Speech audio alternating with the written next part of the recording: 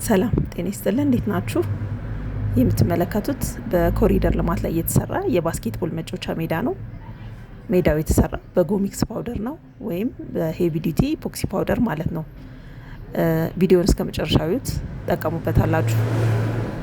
እንግዲህ መሬቱ በደንብ ተደርጎ የተጎዱ የተበላሹ ካሉ በሲሚንቶ ተስተካክሎ ከዛ በኋላ ከደረቀ በኋላ በደንብ ታሽቶ የሚታሸው ለምንድን ነው?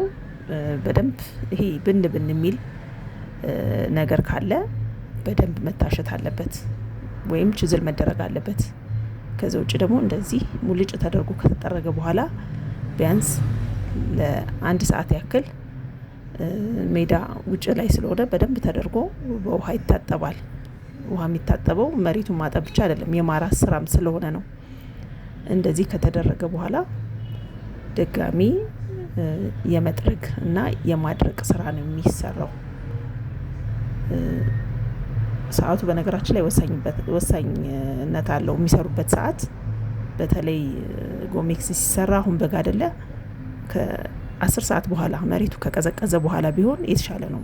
ያው ቶሎ የመድረቅ ባህሪ ስላለው እንዳያስቸግረን ስንሰራ ከ10 ሰዓት በኋላ ቀዝቀዝ ካለ በኋላ ቢሆን የተሻለ ነው። ሌላው ደግሞ ማሽኖች ካሉን ማሽኖች ብንጠቀም ጥሩ ነው። ግዴታ ማሽን ይፈልጋል ሚክስ ለማድረግ እና እንዳልኳችሁ ማታ ነው እየሰሩ ያሉት።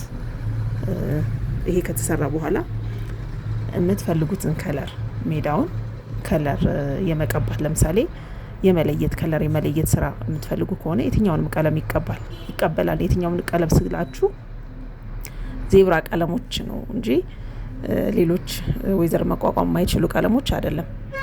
ዜብራ ቀለሞች ወይም ስትሬት ፔንቶች እንደሱ አይነት ቀለሞች ይቀበላል። እሱን ተጠቅማችሁ የምትፈልጉትን ዲዛይን መስጠት ትችላላችሁ። ከዛ ውጭ ግን ኬሚካሉን መጥቷል፣ መደወል ትችላላችሁ።